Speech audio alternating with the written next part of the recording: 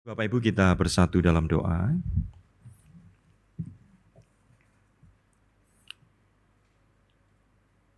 Bapa di surga, kami bersyukur untuk anugerah-Mu yang begitu besar yang Kau telah nyatakan melalui Putra-Mu yang tunggal, Yesus Kristus, yang telah mati dan bangkit bagi kami, yang menjadi pokok keselamatan bagi kami.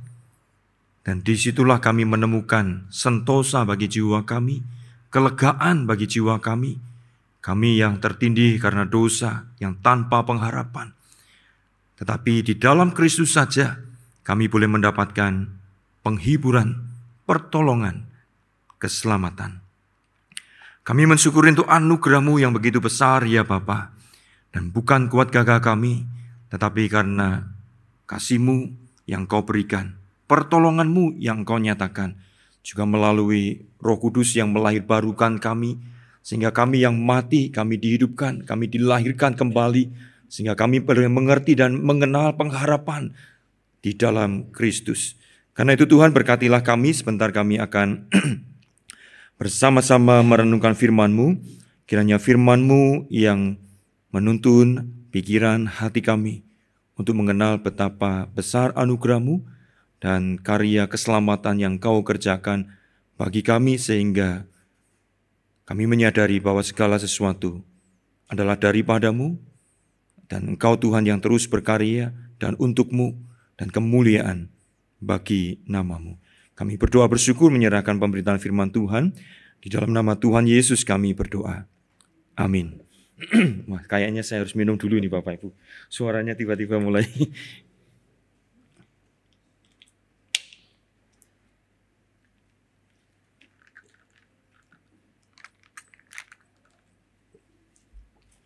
mungkin kebanyakan minum kopi, enggak air putih kali. Oke, Bapak Ibu, pada malam hari ini kita akan bersama-sama merenungkan satu tema firman Tuhan, yaitu solus Kristus. Nah, kadang orang bingung, Bapak Ibu, kok yang lain sola, kok ini kok solus, katanya, apa enggak salah? Nah, Bapak Ibu, kalau kita tanya itu malah yang tanya, ini salah ini. Ini hanya tata bahasa saja, Bapak Ibu ya. Dalam bahasa Latin memang Kristus itu, kalau pakai Kristus, pakai solus. Tapi kalau pakai Kristo, jadi ada dua Bapak Ibu. Kalau pakai Kristo, pakainya solo, bukan sola ini ya. Solo Kristo atau solus Kristus. Itu hanya masalah tata bahasa gitu. Jadi kok kalau kadang-kadang ada jemaat bingung, Pak, kok itu sola ya? Enggak salah tulis toh katanya gitu ya. Tapi memang ini masalah tata bahasa. Jadi kalau yang lain-lain pakai sola scriptura, sola fide, sola gratia begitu ya. Kalau Kristus, solo Kristus, atau kalau pakai Kristo itu pakai solo Kristo begitu. Nah, saudara-saudara, saya akan ajak kita membaca satu bagian firman Tuhan yang terambil dari Roma pasal yang kelima. Roma pasal yang kelima ayat 8 sampai yang ke-11. Roma pasal 5 ayat 8 sampai yang ke-11, di sana dikatakan demikian firman Tuhan. Akan tetapi Allah menunjukkan kasih-Nya kepada kita oleh karena Kristus telah mati untuk kita ketika kita masih berdosa.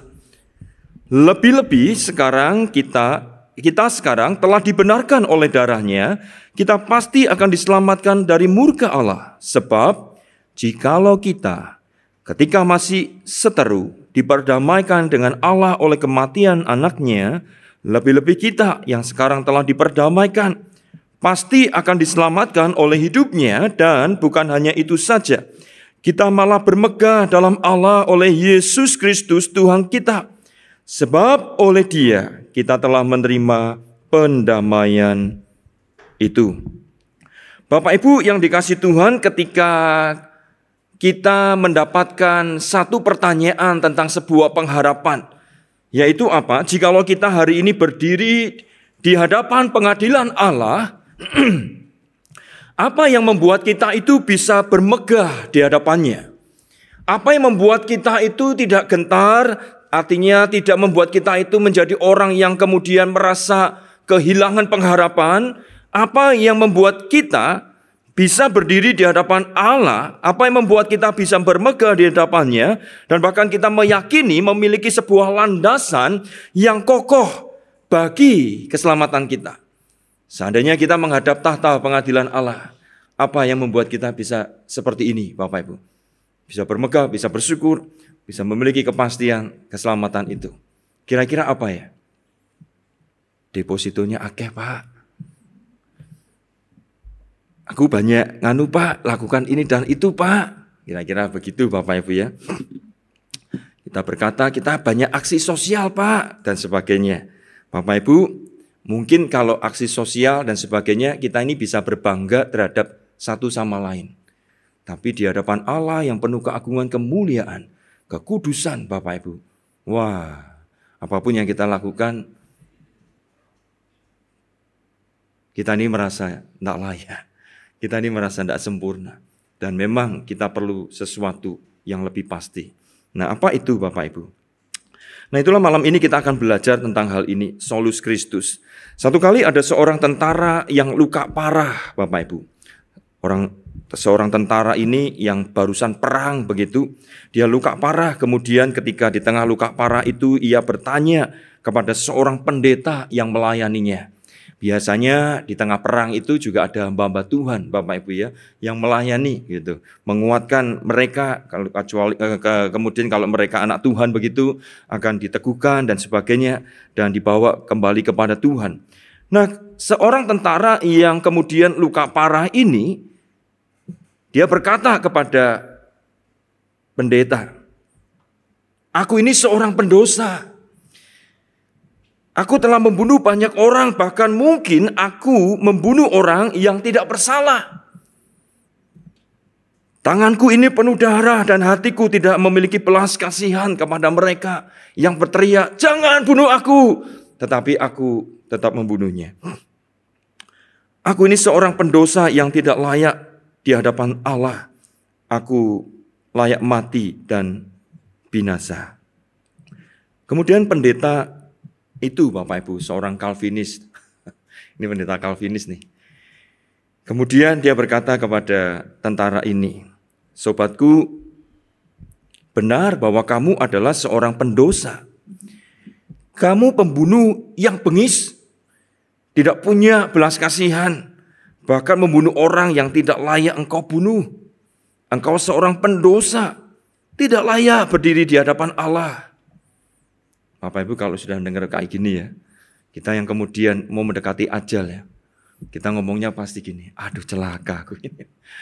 Nah, tetapi Bapak Ibu kemudian pendeta ini berkata, "Tetapi ingatlah bahwa keselamatan jiwamu bukan karena perbuatan baikmu, bukan pula apa yang kau miliki di dunia ini, dan bukan pula berapa besar jiwa sosialmu, tetapi karena relasimu dengan Allah yang telah diperdamaikan, atau Allah yang memperdamaikan dirinya denganmu, bukan karena perbuatan baikmu atau apapun yang ada padamu, melainkan Ia, Tuhan Allah, mendamaikan dirinya di dalam Kristus saja."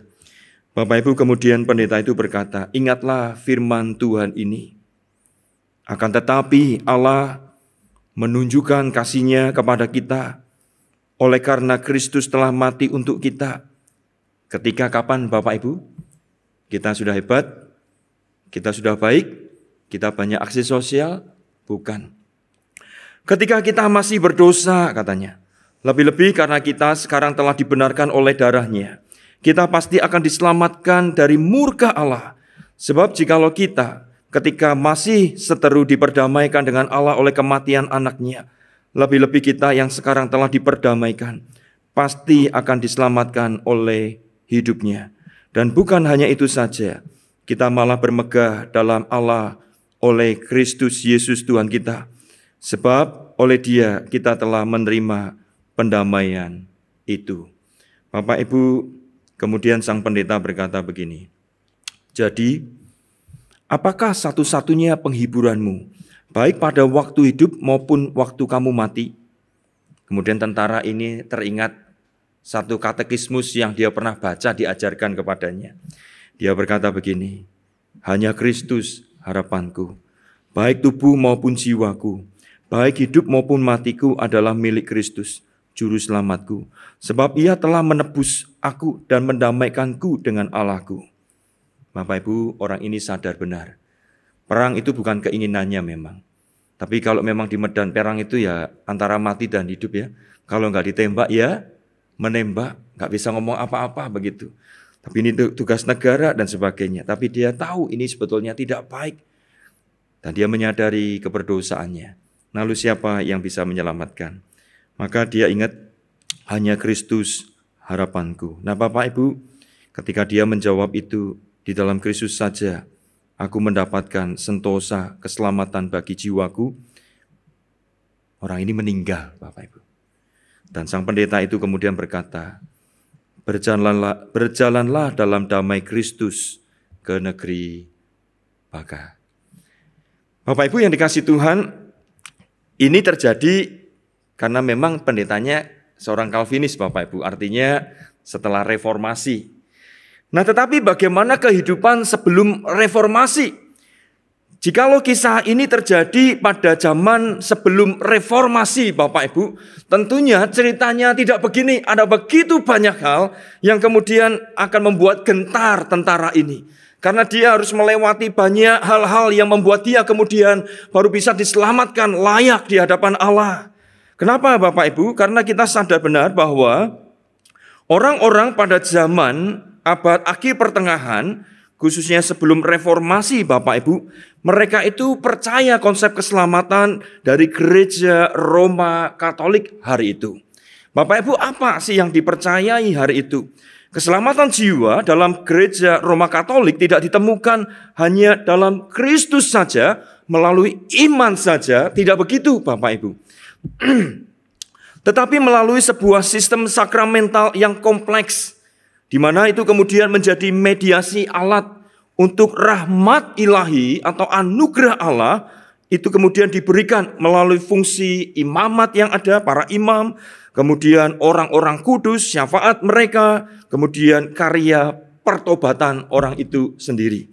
Nah Bapak Ibu, tentunya ini memang aturan-aturan yang dibuat hari itu yang diyakini membawa orang kepada keselamatan. Anugerah Allah itu diberikan lewat mediasi seperti ini, yaitu sistem sakramentalnya. Mengapa begitu Bapak Ibu? Kenapa orang-orang gereja atau gereja Roma Katolik memikirkan ini? Karena yang pertama Bapak Ibu, mereka tahu bahwa anugerah Allah, sama-sama percaya anugerah Allah, tetapi memahami anugerah Allahnya berbeda. Mereka memahami anugerah Allah itu diinfuskan. Bapak Ibu kalau kita di rumah sakit, tahu ya kalau istilah infus itu ya. Infus itu apa? Ya ada sesuatu yang dimasukin begitu.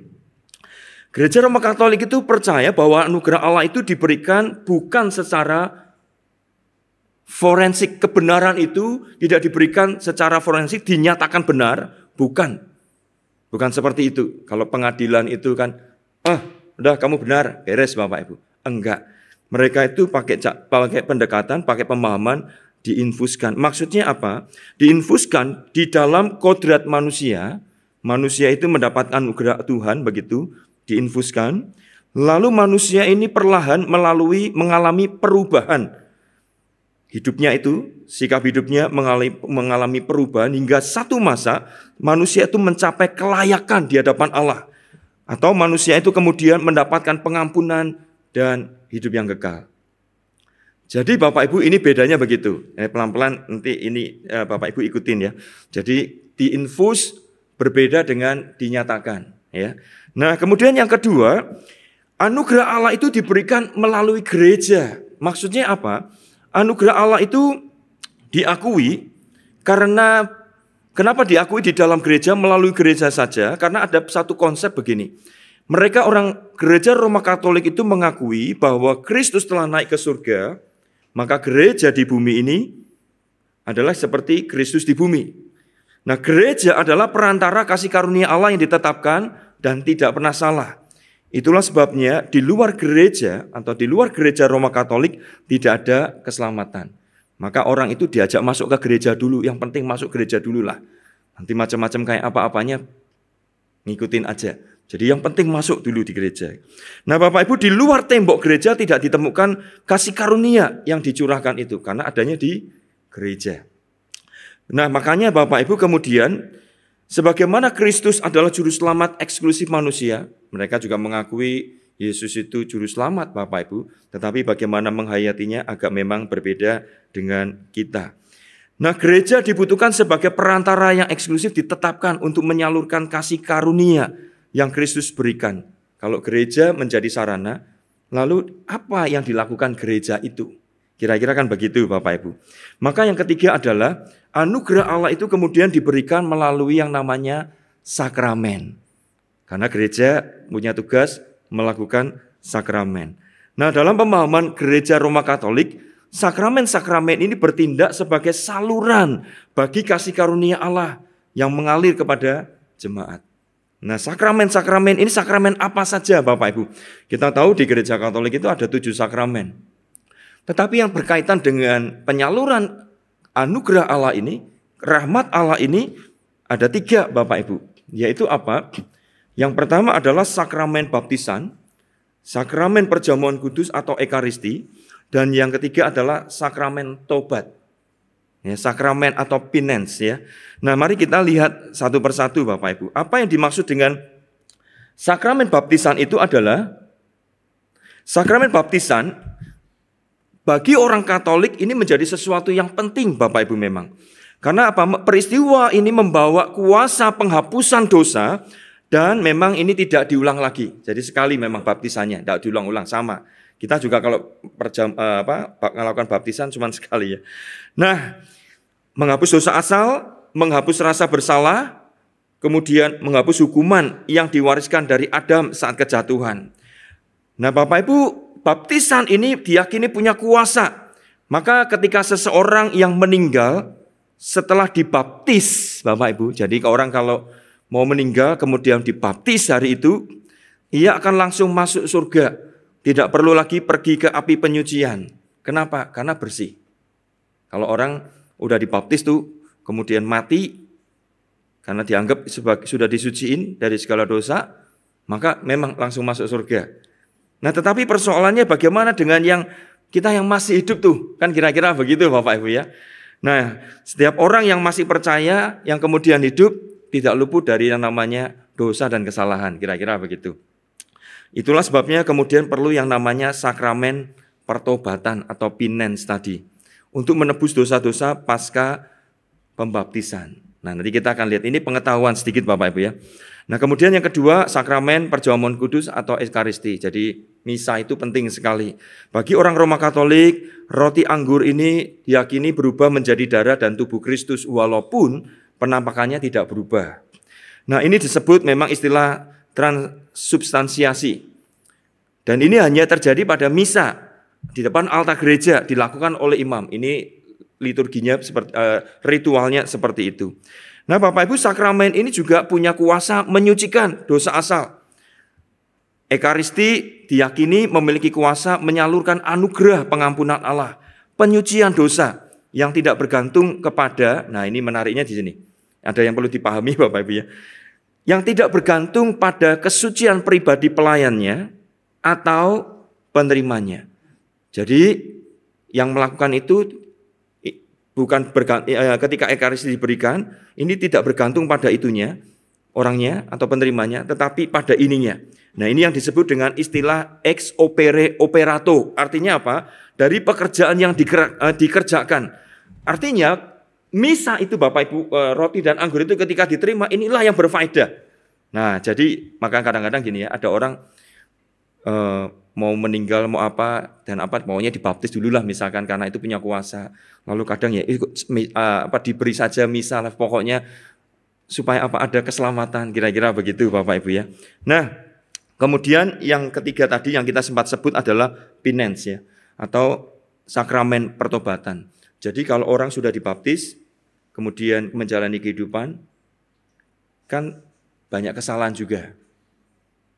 Ditolong oleh ekaristi, kemudian juga masih ada yang namanya penance ini. Nah, penance ini itu punya kriteria Bapak Ibu. Penance ini adalah gini, tujuannya gini, kita ini kan memang manusia tidak sempurna.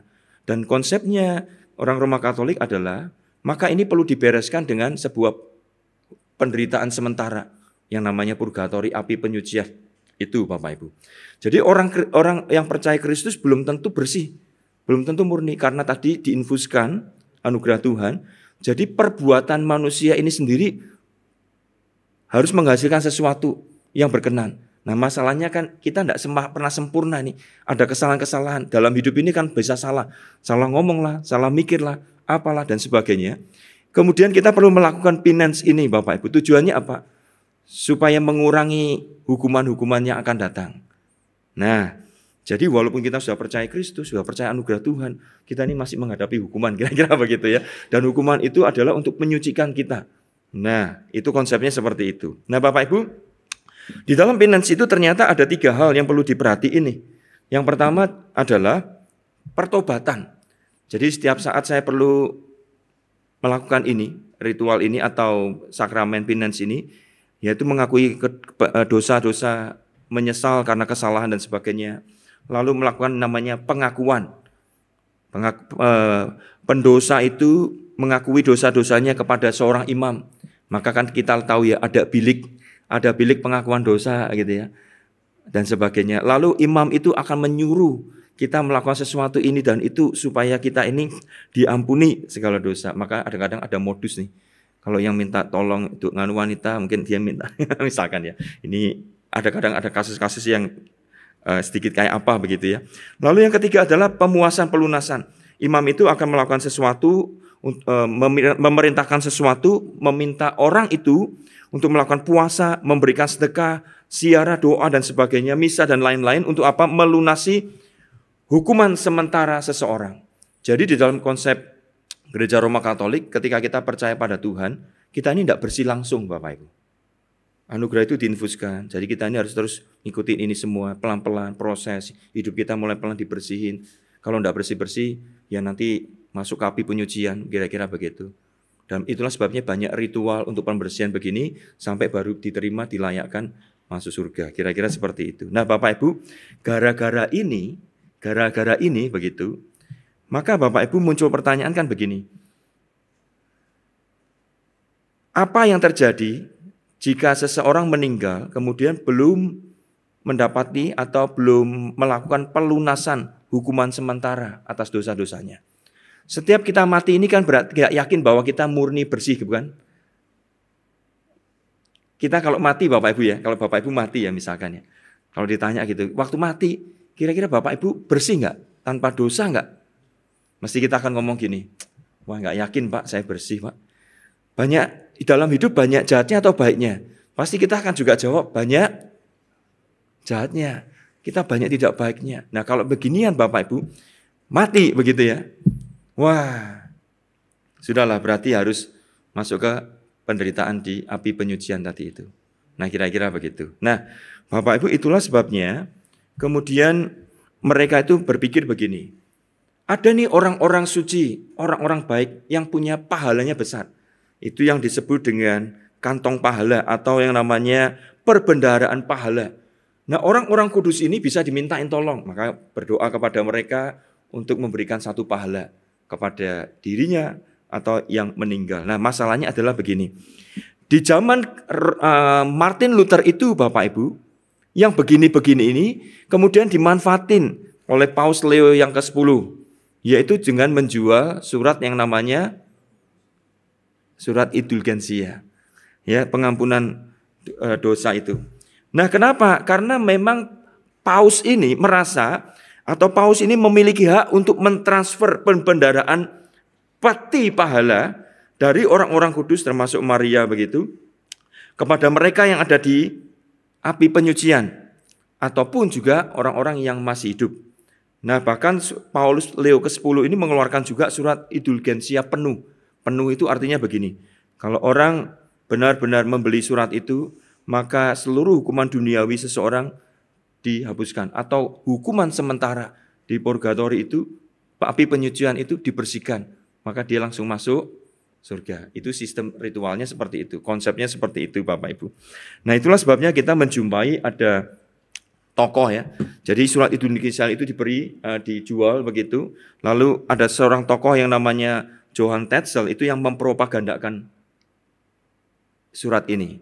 Nah menariknya itu begini. Di zaman itu Bapak Ibu, orang-orang itu gelisah dengan kematian. Karena mereka itu melihat Tuhan itu suci dan murka terhadap apa yang berdosa. Nah, masalahnya adalah mereka tidak meyakini bahwa di dalam Kristus saja diampuni, diselamatkan. Karena anugerah Allah itu diinfuskan, itu artinya kelayakan itu bukan karena semata-mata anugerah, tetapi perbuatan baik kita, kesalahan hidup kita. Tapi masalahnya manusia ini kan gak pernah saleh-saleh menurut ukuran standarnya Tuhan. Nah, itulah sebabnya melalui ritual tadi, sistem sakramental tadi itu, manusia itu kemudian disadarkan, wah, kamu ada alat nih, tapi kamu tetap gak bisa sempurna. Sampai harus masuk yang namanya hukuman sementara, yaitu api penyucian. Dari sana baru kemudian layak, kira-kira gitu sistemnya. Nah, Paus menjual surat indulgensia itu. Di tengah satu kondisi jiwa orang-orang pada masa itu yang gentar, takut dengan kematian, hukuman, Bapak Ibu. Maka Johann Tetzel ini kemudian berkata begini ya. Dengarkanlah suara-suara kerabat dan sahabat terkasihmu yang telah meninggal, yang memohon kepadamu dan berkata, kasihanilah kami, kasihanilah kami. Jadi orang itu diajak membayangkan bagaimana orang tua mereka yang telah meninggal, yang berada di api penyucian itu menderita. Gak dengarkah penderitaan mereka? Kamu tidak punya kasihankah sama mereka? Sementara sebenarnya ini ada sesuatu yang bisa menolong mereka. Kira-kira begitu. Nah, akankah engkau membiarkan mereka terbaring dalam api penyucian itu? Nah, Bapak Ibu yang dikasih Tuhan, maka kemudian Johann Tetzel ini berkata begini. Ketika orang membeli surat indulgensia itu, begitu koin berdenting di peti kotak uang itu, Bapak Ibu, jiwa dari api penyucian itu muncul, pindah ke surga. Jadi Bapak Ibu, kenapa kok bisa?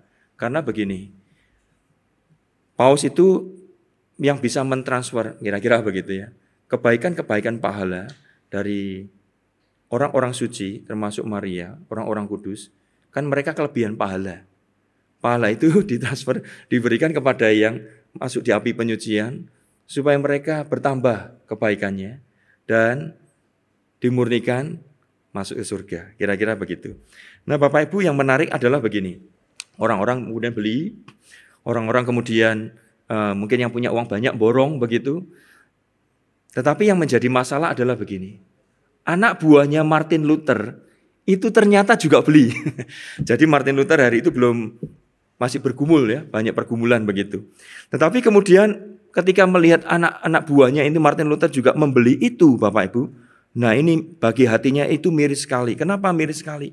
Karena murid-muridnya itu punya keyakinan bahwa surga sudah mereka peroleh dengan membeli surat indulgensia itu. Jadi mau bebas dari penyiksaan sementara, api penyucian itu, beli itu, langsung loncat ke surga, kira-kira begitu. Nah, Bapak Ibu, itulah yang kemudian membuat Martin Luther itu merasa begini. Kok kayak begini? Nah, kok kayak begini? Kira-kira begitu. Susah bagi dia untuk kemudian menerima itu. Maka Bapak Ibu, tanggal 31 Oktober 1517, Luther kemudian memakukan 95 dalil. Nah, 95 dalil itu kalau mau diringkas itu sebetulnya mau bicara begini. Pertama, pertobatan sejati. Pertobatan sejati adalah proses seumur hidup yang melibatkan penyesalan batinia dari lubuk hati, bukan sekedar pengakuan sakramental dari luar. Jadi, tidak peduli kamu itu orang kayak apa, pelaku pemberi menjalan misa itu kayak apa, tapi percaya itu pokoknya nanti kamu bersih, kira-kira begitu. Lalu yang kedua, keterbatasan otoritas Paus. Paus kan tadi bisa katanya mentransfer itu tadi Bapak Ibu dari pahala orang-orang kudus tadi itu. Nah, ternyata tidak begitu ya. Karena apa? Paulus tidak memiliki kuasa penuh untuk mengampuni dosa. Surat pengampunan dosa hanya menghapus dosa yang sifatnya pada waktu itu nampaknya Martin Luther juga punya suatu pemahaman. Mungkin ini menjadi semacam kayak bukti lah ya, atau istilah tanda yang kelihatan, kira-kira begitu ya.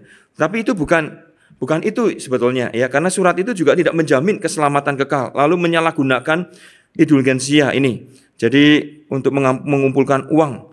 Lalu sumber otoritas hari itu ternyata juga berbeda ya. Nah, Luther melihat otoritas tertinggi dalam agama Kristen atau kekristenan murid-murid Tuhan adalah Alkitab, bukan paus atau tradisi gereja. Lalu yang terakhir adalah keselamatan. Manusia dapat masuk surga hanya melalui iman kepada Allah, bukan dengan membeli surat pengampunan dosa. Nah, Bapak Ibu, dari situ kemudian pergerakan reformasi itu muncul.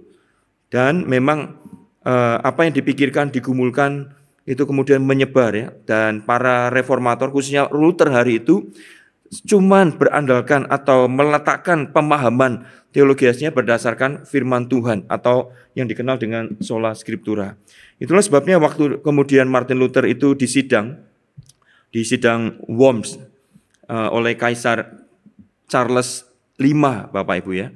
Luther itu kemudian mengatakan begini, "Di sini saya berdiri. Saya tidak dapat berbuat lain kecuali jika saya diyakinkan dengan kesaksian Alkitab atau dengan alasan yang jelas. Karena saya tidak yakin dengan iman saya yang bertentangan dengan Alkitab. Saya tidak dapat menarik kembali apapun."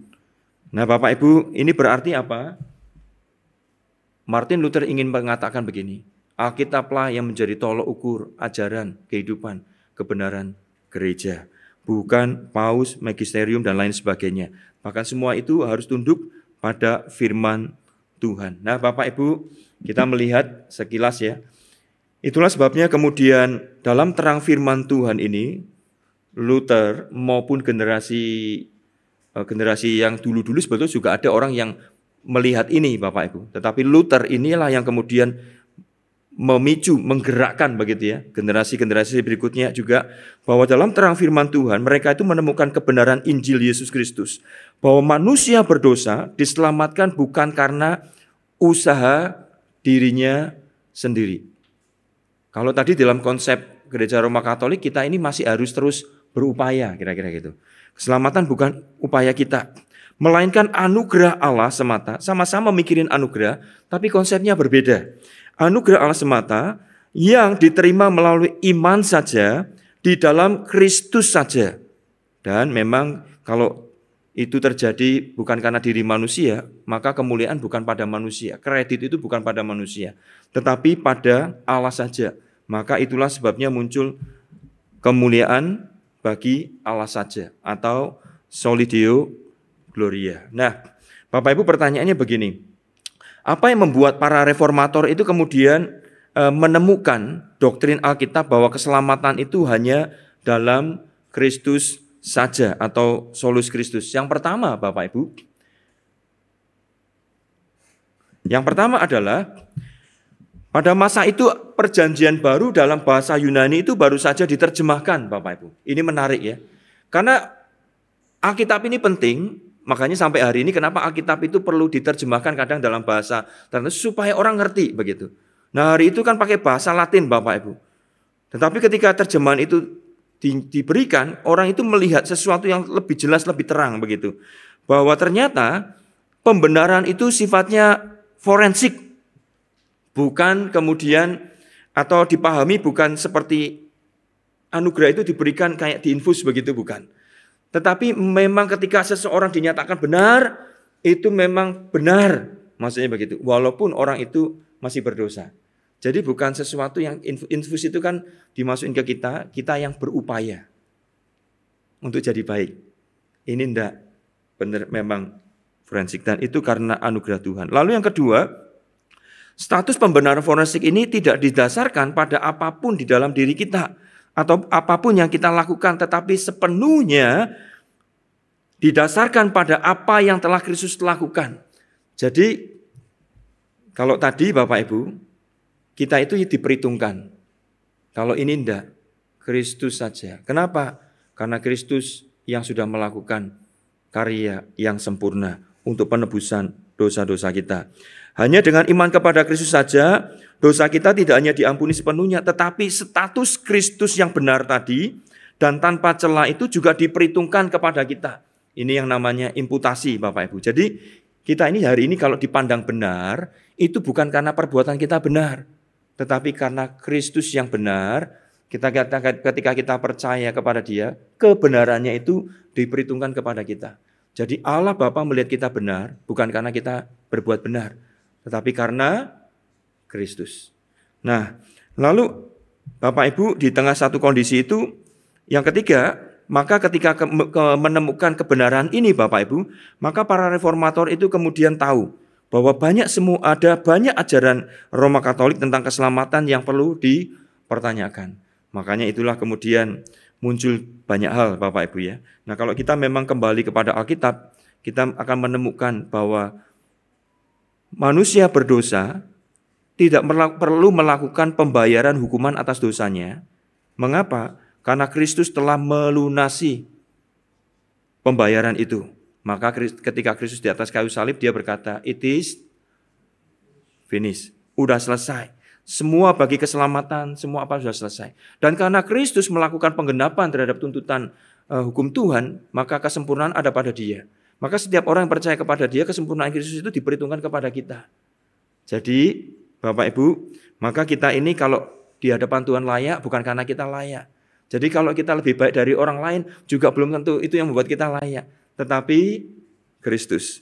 Jadi kita juga tidak perlu lagi lari ke imam untuk meminta, bagaimana nih supaya aku diampuni dan sebagainya. Tetapi kita bisa datang kepada Kristus yang menjadi sumber pertolongan bagi kita, keselamatan bagi kita. Nah Bapak Ibu, itulah sebabnya para reformator ini kemudian berdiri teguh di dalam ajaran kitab suci.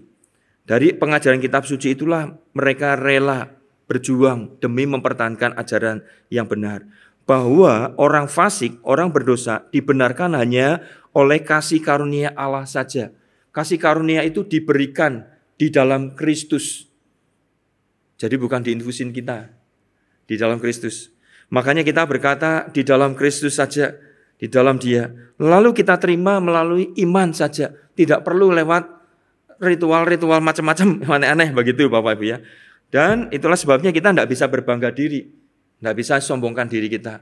Maka memang semua untuk kemuliaan nama Tuhan. Itulah nanti kita akan belajar tentang Soli Deo Gloria. Nah Bapak Ibu sekarang apa relevansinya Kristus, solus Kristus bagi kehidupan kita hari ini? Ini praktisnya Bapak Ibu. Bapak Ibu kita hidup di tengah zaman yang sebenarnya gini. Kita ini kadang bingung, bagaimana saya ini bisa selamat? Agama A, agama B, agama C menawarkan banyak cara, ritual. Tetapi kalau Bapak Ibu perhatiin ya, semua itu akan bertitik tumpu pada usaha manusia. Betul nggak ya? Kamu harus lakukan ini supaya diterima. Kamu harus lakukan ini diterima. Padahal kita yakin bahwa apa yang kita lakukan tidak pernah sempurna. Kalau kita ditanya menghadap Tuhan, lebih banyak baiknya atau jahatnya? Kita langsung ngomongnya gini, aduh kayaknya banyak jahatnya. Berarti tidak bisa selamat kan begitu. Nah Bapak Ibu, kekristenan itu unik. Alkitab itu beda. Bukan usaha kita. Tetapi Kristus menjadi pokok keselamatan kita. Luar biasanya begitu. Makanya Bapak Ibu, ketika kita mengenal ini, biarlah kita tetap teguh dalam iman pengharapan kita kepada Dia ya. Jangan tinggalkan iman kita. Nah Bapak Ibu, itulah yang disebut Injil. Injil itu artinya itu begini. Ada sesuatu yang dikerjakan, ada satu peristiwa, ada kabar baik, kan namanya kabar baik itu kan berarti ada sesuatu yang dikerjakan apa? Oleh orang lain, pihak lain, dan itu kebaikannya untuk kita, itu namanya kabar. Kabar itu kan begitu ya, misalkan saya datang kepada Pak Eben, Pak Eben, ini ada peristiwa ini Pak, orang nyumbang 100 miliar ke Gloria Pak, misalkan begitu ya. Nah itu kan kabar Bapak Ibu, tapi bukan Pak Eben yang nyumbang ya, orang lain. Pak Eben cuma gini, benar toh Pak? Pak Eben percaya enggak? Oh ya percaya. Dibuka rekeningnya. Wah benar ya, ada 100 miliar. Nah itu kabar baik. Bapak Ibu kenapa? Karena manusia pada dirinya adalah sumber permasalahan. Maka penyelesaian permasalahan tidak mungkin berasal dalam diri manusia. Kita tidak pernah sempurna Bapak Ibu. Itulah sebabnya pertolongan tidak mungkin datang dari kita. Walaupun mungkin dikatakan ada anugerah, ternyata kalau kita perhatiin tadi ya, anugerah Allah itu diberikan lewat sakramental seperti itu. Nah kalau nggak tepat, kalau nggak apa, lalu harus ini. Lalu setelah lakukan itu, masih ada penyucian lagi. Nggak pernah ngerti itu ukurannya kayak apa. Maka kita yang hidup harus nolong yang mati lagi Mas Yani. harus lewat ini, lewat apa, lewat orang kudus supaya ngasih pahalanya, dia nanti hukumannya berkurang baru loncat ke sana. Bapak Ibu, kalau kita kembali ke Alkitab, Alkitab enggak ngomong seperti itu. Alkitab dengan jelas bahkan Tuhan itu mati bagi kita ketika kita masih berdosa. Nah Bapak Ibu, maka bukan dari manusialah sumber keselamatan itu, tetapi dari Kristus, dari luar diri kita. Keselamatan bukan didasarkan pada diri kita, tetapi pada karya Kristus. Itulah sebabnya kenapa kita berkata keselamatan tidak mungkin hilang. Karena keselamatan kita bukan bergantung pada kita, tetapi bergantung pada Kristus. Bapa melihat kita layak bukan karena kita, tapi karena Kristus. Maka kebenaran Kristus, apa yang Kristus lakukan, itu diperhitungkan kepada kita. Nah, kita ini dipersatukan dengan Kristus. Nah, itu sebabnya ketika Bapa melihat kita, Bapa itu melihat Kristus yang membuat kita kemudian diperkenan layak. Yang kedua Bapak Ibu, secara praktikal ya.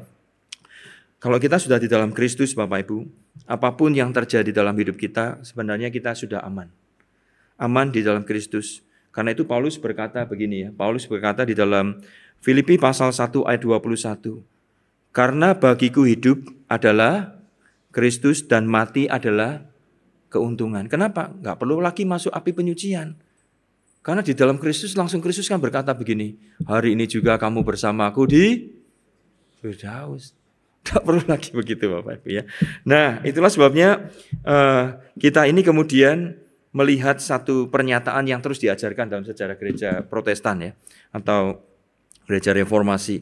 Dalam Katekismus Heidelberg pertanyaan pertama Bapak Ibu, di sana dikatakan begini, apakah satu-satunya penghiburanmu baik pada masa hidup maupun pada waktu mati? Jawabnya apa? Ayo kita baca sama-sama Bapak Ibu. Bahwa aku bukan milikku sendiri. Tubuh dan jiwa dalam hidup maupun mati adalah milik juru selamatku yang setia, Yesus Kristus. Dia telah melunasi semua dosaku dengan darahnya yang berharga dan telah memerdekakanku dari tirani iblis. Dia juga menjagaku sedemikian rupa sehingga tidak selai rambut pun dapat jatuh dari kepalaku tanpa kehendak Bapa-Ku di surga. Sesungguhnya segala sesuatu harus bekerja sama untuk keselamatanku. Nah Bapak Ibu, karena aku miliknya ya, terus melalui Roh Kudusnya meyakinkan aku akan hidup kekal dan membuatku dengan sepenuh hati rela dan siap mulai sekarang untuk hidup baginya. Jadi kita ini sudah diselamatkan, maka kita ini berbuat baik. Bukan berbuat baik supaya diselamatkan. Nah kalau anugerah itu diinfuskan, kita ini harus tetap berjuang Bapak Ibu. Begitu kira-kira. Kita harus berjuang, maka ketika gagal ada sakramen-sakramen yang menolong kita. Tapi toh ujung-ujungnya tetap harus masuk api penyucian lagi. Dan itu harus ditolong lagi. Nah berarti korban Kristus apapun yang rasanya kok enggak sempurna kesannya. Padahal Alkitab menjelaskan di dalam Kristus segalanya udah finish bagi keselamatan kita. Nah Bapak Ibu, secara simpel boleh digambarkan seperti gini. Gereja Roma Katolik tidak mengajar, apa yang membedakan kita dengan gereja Roma Katolik atau gereja Reformasi? Kalau orang Katolik not alone Bapak Ibu ya, kita alone. alone ya. Jadi Christ alone begitu ya, grace alone misalkan begitu ya. Nah, mereka tidak alone. Kenapa? Karena anugerah Allah diinfuskan dan manusia harus mengalami perubahan, maka anugerah keselamatan itu terjadi karena anugerah plus jasa perbuatan baik. Ini yang namanya dalam istilah teologi namanya sinergisme. Sinergi itu kan berarti harus bersama-sama begitu ya. Lalu percaya mereka bahwa Kristus sudah selamat, dalam Kristus ada keselamatan, tetapi masih tetap plus kesalahan. Karena apa? Kita harus melakukan yang baik-baik supaya mengurangi hukuman sementara nanti di purgatori itu api penyucian. Nah bukan hanya itu saja, kita masih perlu iman, ritual sakramental, dan orang-orang kudus yang pahalanya banyak begitu bisa menolong kira-kira. Tapi semua ketika dikembalikan ke Alkitab, ternyata ini semua nggak cocok dengan Alkitab. Karena di dalam Alkitab kita mendapati segalanya di dalam Kristus saja. Maka Christ alone. Nah anugerah Allah saja, sola gratia, kita sudah belajar kemarin ya. Belum ya. Kemarin belum ada, ini disinggung-singgungin. Nah, pembenaran itu forensik artinya apa? Ketika kita percaya Kristus, hari ini kita sudah dinyatain benar. sebagai orang benar. Benar berdasarkan apa? Bukan berdasarkan perbuatan kita, tetapi karena karya Kristus dan kebenaran Kristus itu diperhitungkan bagi kita. Itu yang namanya imputasi. Nah, makanya sampai seumur hidup kita tidak pernah sempurna. Sampai mati kita tidak pernah sempurna. Tetapi jangan takut. Karena Allah Bapa bukan melihat kekurangan kita. Melihat Kristus. Maka kebenaran Kristus itu menjadi bagian kita, pembenaran kita. Itu juga nanti dihubungkan dengan kesatuan dalam Kristus ya. Nah, dalam Kristus saja. Kenapa kok dalam Kristus saja? Ya ini, kita ini benar di hadapan Tuhan, di hadapan Bapa, bukan karena kita, tetapi karena Kristus semata. Di dalam Dia saja kita dibenarkan, di dalam Dia saja kita ini diperhitungkan benar, di dalam Dia saja dan seterusnya ya. Makanya kalau kita lihat ayat itu Bapak Ibu, Kristus dijadikan dosa supaya kita benar. Supaya kita yang tadi berdosa menjadi benar. Bukan karena kita melakukan, tetapi karena inilah yang namanya forensik Bapak Ibu. Nah, Kristus saja adalah pengantara kita dengan Bapa. Tidak perlu yang lain-lain Bapak Ibu ya. Tidak perlu lagi datang ke imam misalkan atau apa. Kenapa? Karena Kristus adalah imam besar agung kita. Yang dia melakukan satu korban sekali untuk selamanya. Sehingga kita tahu bahwa kita tidak perlu lagi lakukan ritual-ritual itu untuk lepas dari apa dan sebagainya ya. Ajaran api penyucian kan kita nggak lihat di Alkitab nih sebetulnya begitu ya. Nah jadi Bapak Ibu dari kita melihat ini, sesungguhnya kita ini harus selalu ingat memang. Berarti ketika kita percaya Kristus, kita menjadi miliknya, kita memang tidak sempurna. Kalau tidak sempurna kan tidak bisa masuk surga toh Pak. Tunggu dulu. Bukan kita nanti yang dihitung, tapi karena Kristus. Dan itu kebenaran Kristus kita terima karena iman, bukan karena perbuatan kita. Nah itulah sebabnya Bapak Ibu kalau kita membaca Efesus pasal 2 ya, ayat 4 sampai yang ke-9 atau ke-10, maka kita akan menemukan ini. Bagaimana di dalam Kristus itulah kita dibenarkan. Dan itu kita terima karena iman saja. Kita tidak perlu ini itu baru pembenaran itu berikan, bukan. Tetapi ketika kita percaya, kebenaran Kristus menjadi bagian kita. Itulah sebabnya kita menjadi ciptaan baru, bukan nunggu ciptaan barunya nanti ya, tapi sekarang menjadi ciptaan baru dan kita hidup di dalamnya. Nah, hidup di dalamnya bukan lagi untuk mencapai kesempurnaan, bukan. Karena kita tidak pernah sempurna dalam dunia ini. Tapi kita mendapatkan pembenaran, kelayakan karena Kristus. Nah itulah sebabnya Bapak Ibu ketika kita menghampiri Tuhan hari ini misalkan ya. Kalau kita lihat diri kita tidak layak. Tapi kita selalu diingatkan tentang Kristus yang menjadi pengantara kita. Karena itu hari ini kita layak bukan karena kita lebih baik dari orang lain. Lebih hebat dari orang lain, tidak. Tapi karena semata-mata karya Kristus. Nangkep Bapak Ibu ya, semoga Bapak Ibu ngerti. Dan saya harap Bapak Ibu menikmati sukacita di dalam Kristus itu. Jadi di dalam Kristus inilah kita sudah dibenarkan. Walaupun hari ini kita orang berdosa. Itulah sebabnya Luther itu mengatakan gini. Pada satu sisi kita ini orang benar. Tapi pada sisi yang lain kita orang masih berdosa. Nah, tapi lupa kalau gitu tidak bisa selamat dong. Bukan. Keselamatan bukan karena kita. Tetapi memang karena anugerahnya yang dinyatakan melalui Kristus. Dan kita terima melalui iman. Itulah sebabnya hidup kita bagi kemuliaan Tuhan. Bukan kebanggaan kita. Ya, kiranya Tuhan menolong kita memahami kasih karunia-Nya. Mari kita satu dalam doa.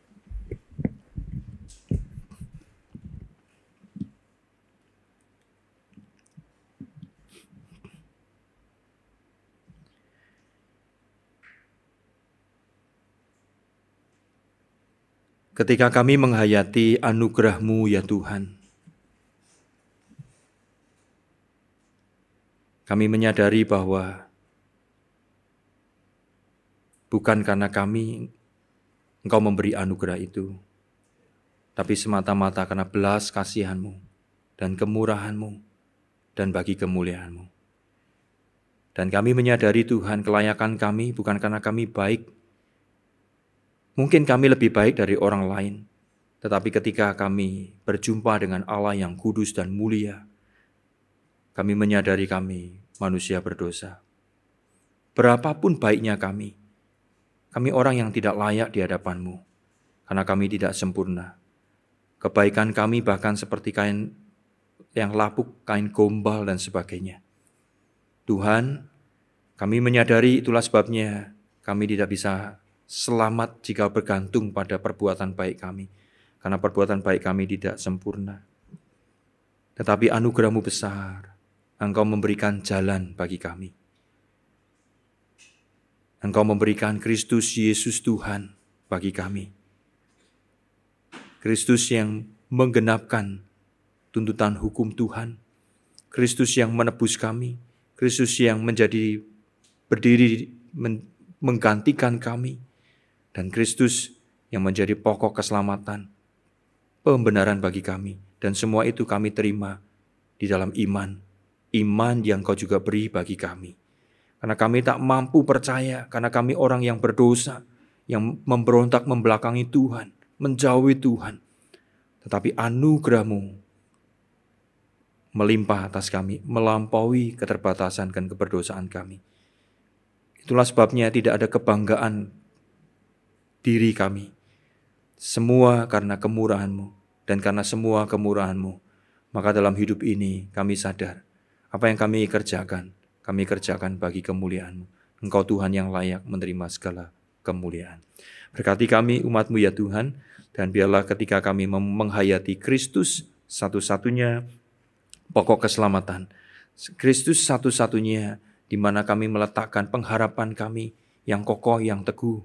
Tuhan, di tengah zaman ini, tengah pergolakan kesulitan, biarlah kami tetap mendapatkan sentosa bagi jiwa kami, menghayati semua di dalam Kristus, karena kami tahu tidak ada satupun apapun yang bisa memisahkan kasih Allah yang ada dalam Kristus Yesus bagi kami. Karena itu Tuhan, terus bawa mata hati pikiran kami untuk memandang Engkau, memandang anugerah-Mu yang besar. Dan di tengah segala perjuangan ini, kami tidak gentar dan takut, tapi kami mau memberikan yang terbaik bagi Engkau. Karena Engkau Tuhan Allah yang sudah memberikan terbaik bagi kami, bagi keselamatan kami. Berkati kami umat-Mu ya Tuhan, di dalam nama Tuhan Yesus kami berdoa dan bersyukur. Amin.